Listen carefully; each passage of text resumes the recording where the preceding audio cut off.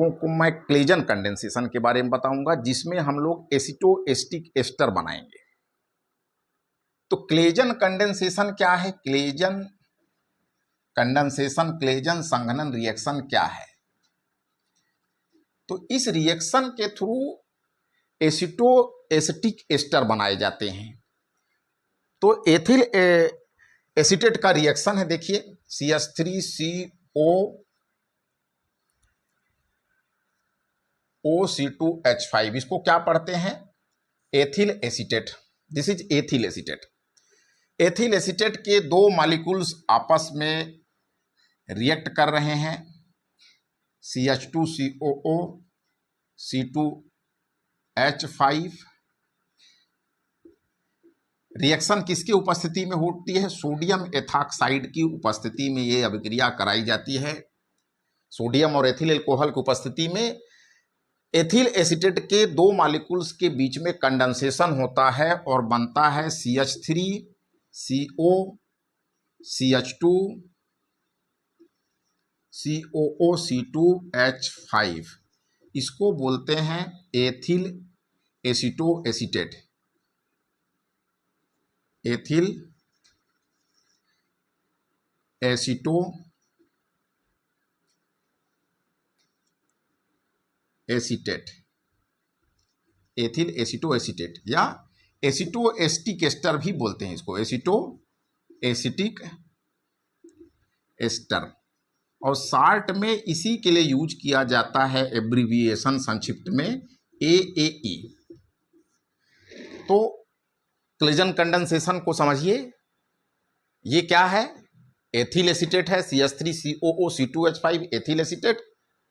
ये दो मॉलिक्यूल्स हैं, सेम मॉलिक्यूल है ये भी। ये सोडियम एथॉक्साइड के साथ रिएक्शन करा रहे हैं, एथिल एसीटेट की रिएक्शन हो रही है, एथाइल एसीटेट एस्टर है ये, इसकी रिएक्शन कराई जा रही है सोडियम एथॉक्साइड के साथ, तो एथिल एसीटोएस्टेट बनता है। इस रिएक्शन को बोलते हैं क्लेजन कंडेंसेशन। तो इसकी मैकेनिज्म को देखते हैं कि किस तरीके से ये बनता है।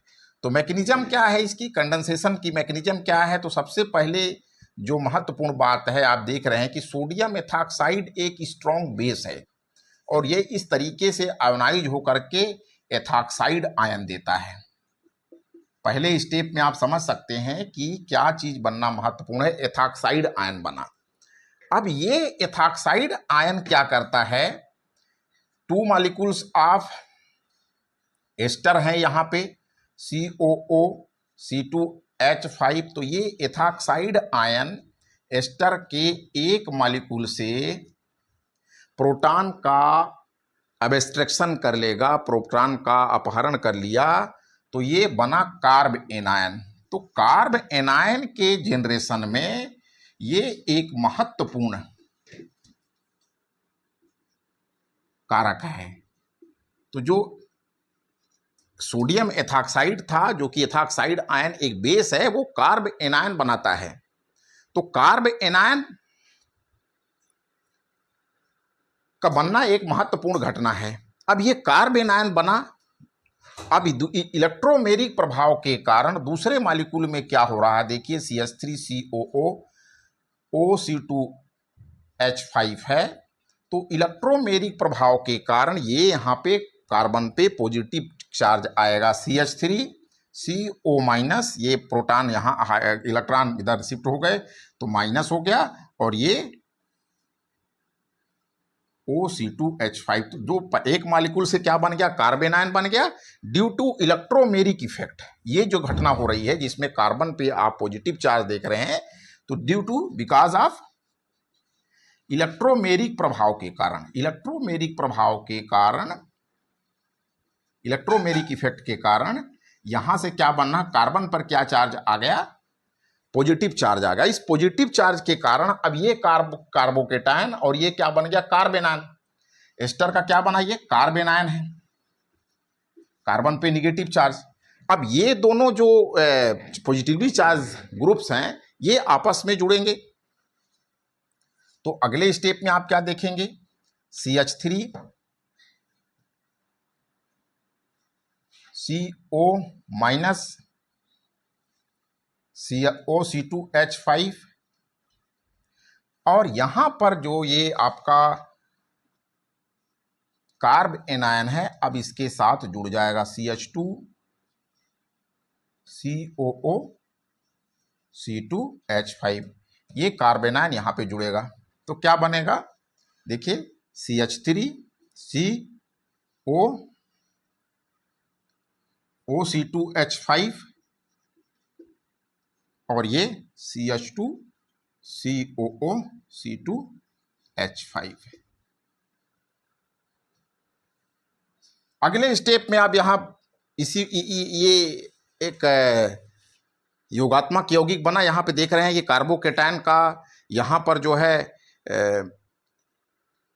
न्यूक्लियोफिलिक एडिशन है, दिस इज न्यूक्लियोफिलिक एडिशन। ये कार्ब एनायन इस कार्बोकेटायन पे जुड़ता है तो ये एक पदार्थ बना, योगात्मक यौगिक बना।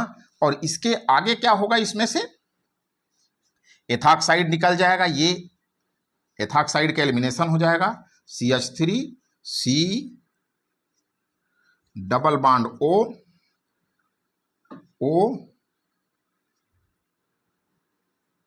CH3 C double bond O और ये ग्रुप जुड़ा हुआ है, ये तो एथॉक्साइड निकल गया, CH2 COO C2H5, ये बन गया है एसिटोएस्टिक एस्टर और साथ में इथॉक्साइड आयन निकल गया। तो आपने देखा कि एथिल एसीटेट के दो अणुओं के बीच में किस तरीके से संघनन होता है, how to condense 2 moles of ethyl acetate in presence of sodium ethoxide. अब चूंकि एथॉक्साइड बना हुआ है, इस सॉल्यूशन में एथॉक्साइड प्रेजेंट है और ये जो ग्रुप है ये एक्टिव मेथिलीन ग्रुप है CH2, तो ये कार्ब एनायन के रूप में सॉल्यूशन में रहता है। तो एक्चुअल में आगे इसकी एस्टोएस्टिक एस्टर तो बन गया है, लेकिन आगे क्या होगा, ये CH3 C double bond O CH2 COO C2H5, इसमें से एथॉक्साइड क्या कर लेगा, हाइड्रोजन का निष्कासन हो जाएगा यहां से और ये CH3 C double bond O CH minus CO O C2H5। अब ये दो रूपों में पाया जाता है, इसमें क्या होगी, डिफरेंट इसके टाटोमेरिक स्ट्रक्चर्स होंगी।